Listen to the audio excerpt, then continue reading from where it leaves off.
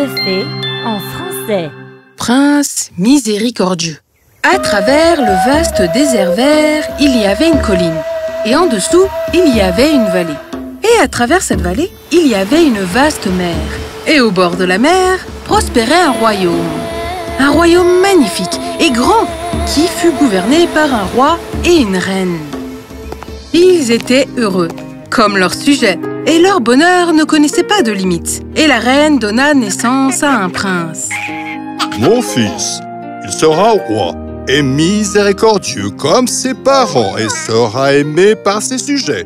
Je l'appelle Prince miséricordieux. Les années passèrent. Depuis ce jour, et le prince miséricordieux grandit pour devenir un beau jeune prince. Et il était aussi miséricordieux que son nom. C'est ton 21e anniversaire et ta mère et moi n'avons pas pu être plus fiers que l'homme que tu es devenu. Demande-moi, fiston, demande-moi n'importe quoi. Père, je veux aller voyager, voir le monde avant que je prenne la responsabilité du royaume. S'il te plaît, laisse-moi partir, père. Mais mon fils, tu es... Laisse-le faire ce qu'il veut. Mon fils ne m'a jamais rien demandé. Et je ne lui refuserai pas le jour de son 21e anniversaire. Oh, merci mon père. Ainsi, le prince miséricordieux reçut les bénédictions de ses parents et fut accompagné d'un serviteur pour le protéger. Et les deux s'en allèrent sur des montures majestueuses. Ils voyagèrent pendant des semaines, des mois même, et apprirent beaucoup de choses des civilisations par-delà les continents. Mais on pouvait voir que le serviteur était vraiment frustré et voulait rentrer chez lui. Si votre Altesse est satisfaite de ce que nous avons vu, puis-je suggérer que nous retournons au royaume? Quoi? Non, Judas. Nous avons encore beaucoup à voyager et beaucoup plus à voir. Un jour, alors que le prince traversait un champ très calme, il aperçut soudain un aigle à la poursuite d'un lapin. Alors que le pauvre lapin était presque attrapé par les griffes acérées de l'aigle, le prince visa l'aigle soigneusement avec un caillou et il tira sur lui pour le chasser. Prince miséricordieux, merci de m'avoir sauvé la vie. Sachez que vous n'avez pas sauvé un lapin, mais une princesse, la fille du roi invisible. Mon père paie toujours sa dette pour m'avoir sauvé la vie. Il vous en est désormais redevable. Chaque fois que vous serez dans le besoin ou dans toutes sortes d'ennuis, il suffira de dire « Oh, roi invisible, venez à mon secours !» Et en le disant, le lapin s'élança et disparut à travers les buissons, laissant béat le prince miséricordieux. C'est juste moi? Ou alors le lapin nous parlait vraiment? Tout ce que je pouvais voir, c'était le lapin qui vous regardait, vous, et vous, lui, prince. Je pense que le voyage est en train de toucher à sa fin. Non, on passe à autre chose. Ainsi, ils poursuivirent leur voyage, traversant des rivières profondes, traversant des pays étrangers, les 7 vallées, et enfin, arriva le grand désert vert, où il n'y avait rien d'autre à voir que le ciel et le sable vert, avec le soleil qui brillait comme un voisin jaloux. J'ai tellement soif. Bien, mais nous n'avons plus d'eau. Regarde! Le prince et son serviteur repérèrent une cavité au milieu du désert et s'en approchèrent. Pour leur plus grande joie, ils virent que c'était un puits rempli d'eau pétillante. Mais il y avait un problème. Le puits était très profond.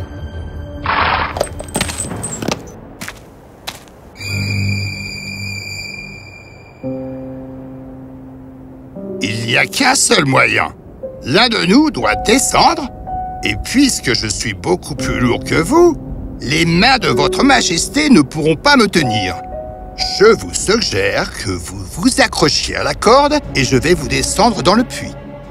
Bonne idée! Ainsi, le prince miséricordieux descendit dans le puits, but l'eau fraîche et en prit un peu pour son serviteur. J'ai fini. Maintenant, remontez-moi vers le haut. Écoutez, prince, j'en ai marre que vous me disiez quoi faire. Maintenant, vous devez accepter de devenir mon serviteur et je serai le prince à votre place. D'accord? Ou je vais vous noyer. Le prince miséricordieux était choqué. Mais il savait, à la voix de son serviteur, qu'il ne plaisantait pas. Bon, Judas, je suis d'accord. Je ne vais pas tomber dans le piège. Mettez-le-moi par écrit. Ici, écrivez-le comme je vous le dis. Le porteur de cette lettre est le prince miséricordieux, et le voyageur qui l'accompagne est son loyal serviteur, Judas. Le prince fit ce qui lui avait été demandé et fut remonté du puits. Puis, ils échangèrent leurs vêtements et reprirent leur voyage. Après une semaine, ils atteignirent un beau royaume qui semblait morne, comme s'il attendait une terrible tempête. Quand ils arrivèrent au palais, Judas donna son cheval au prince miséricordieux et dit « Va à l'écurie et reste là. Je vais rencontrer le roi. » Comme vous le désirez, monseigneur. Moi, prince miséricordieux, du royaume de la vallée de la Rose, je suis venu vous demander la main de votre fille, dont la beauté et la sagesse sont connues dans le monde entier. Si vous consentez, vous vivrez, sinon, nous l'imposerons par la guerre. Vous ne parlez pas comme ça, un prince. Mais c'est peut-être la manière de votre royaume. Je vais vous dire, un ennemi puissant s'approche de notre royaume avec son armée énorme et nous ne sommes pas à la hauteur. Maintenant, si vous voulez être mon gendre, alors battez-les et ma fille sera à vous. De toute manière, nous sommes faits que de sang et d'os, de toute façon. C'est pour ça que votre royaume a l'air si ennuyant. Alors je vais vous dire, demain matin, pas un seul ennemi sera vivant dans votre pays. Judas alla directement voir le prince miséricordieux qui était connu pour sa vaillance, sa puissance et ses stratégies de guerre. Il savait que le prince ferait n'importe quoi pour récupérer la lettre. Tu veux récupérer la lettre, n'est-ce pas? Pourquoi? Bien sûr que oui. Alors écoute-moi très attentivement. Judas dit au prince ce qu'il voulait, et en retour, il lui donnerait la lettre. Mais c'est une immense armée. Eh bien, le prix est immense aussi, n'est-ce pas? Ne trouvant pas d'autre moyen, le prince miséricordieux passa son armure de chevalier, enfourcha son cheval, arriva au mur de la ville et lança d'une voix forte « Ô roi invisible, viens à mon secours !» Et à cet instant, les nuages rougirent et se déchirèrent, d'où apparut un grand étalon sur lequel se tenait un homme d'une stature imposante. C'était le roi invisible. Vous avez sauvé ma fille, et je vous en suis redevable. Demandez-moi n'importe quoi.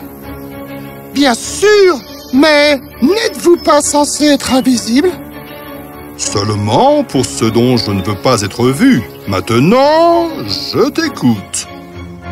Le prince miséricordieux raconta tout au roi invisible qui écouta attentivement et dit « Prenez cette épée magique et attaquez les trous par la gauche.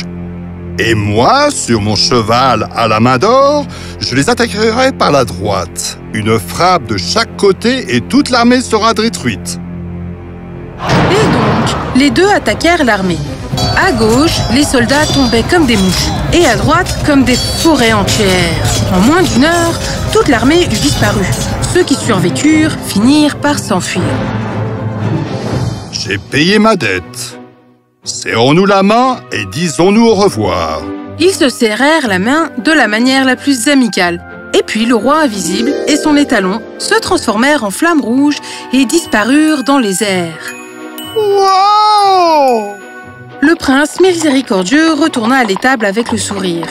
Mais son sourire s'évanouit, car il savait que c'était le moment d'enlever son armure de chevalier et de mettre les vêtements du serviteur. Oh! Dans quoi je me suis mis? Je n'aurais jamais dû faire confiance à Judas. Il a pris mon nom, mon titre, et maintenant, il va épouser la princesse sous un faux prétexte, et je ne peux rien y faire. Oh, j'espère qu'il me rendrait la lettre. Alors que le prince se lamentait, il ne se rendit pas compte que la princesse Maïna, qui se tenait à la fenêtre et avait la capacité d'entendre les choses clairement de loin, entendit tout. Elle fut choquée au début, mais elle sourit. « Il est si beau !» Tôt le lendemain matin, le vieux roi, en n'entendant plus parler de ses ennemis, se sentait ravi et annonça l'engagement de sa fille auprès du prince miséricordieux, qui était Juda. Mais alors la princesse Maïna se leva et raconta tout à son père de ce qu'elle avait entendu. Si c'est bien le cas, appelle le vrai prince. C'est ainsi que le prince miséricordieux fut appelé. Êtes-vous le vrai prince? Mais le prince miséricordieux ne répondit pas. Hein? Mais que peut-il répondre? J'ai des preuves! Ici, vous pouvez le constater vous-même. En le disant, il remit le document au roi qui commença à le lire et en demeura très perplexe. Êtes-vous sûr que c'est un vrai document? Oh oui! Le document se lit comme suit. Le porteur de cette note, le faux serviteur du faux prince miséricordieux, demande pardon et s'attend simplement à une punition juste. Le document lui a été remis dans le pluie par le prince miséricordieux, qui est maintenant habillé comme un serviteur. Quoi? C'est ce qui est écrit? Vous pouvez le lire vous-même. Mais je ne sais pas lire. Devant, le roi et la princesse se mirent à rire. Le prince miséricordieux sourit car, en plus d'être miséricordieux, il savait aussi l'importance d'être intelligent. Car le monde avide essaye toujours de prendre le dessus. Juda, le traître, fut mis derrière les barreaux. Et le vieux roi annonça que sa fille épouserait le prince miséricordieux. Ils ne se marièrent pas tout de suite. Ils parcoururent un peu le monde durant quelques mois et ils vécurent plein d'aventures. Et finalement, au début des récoltes, le prince et la princesse s'unirent pour toujours. Et au cours du mariage, parmi tous les autres invités, quelqu'un de très spécial se présenta. Quelqu'un qui n'était pas vu de tous, à l'exception du prince miséricordieux.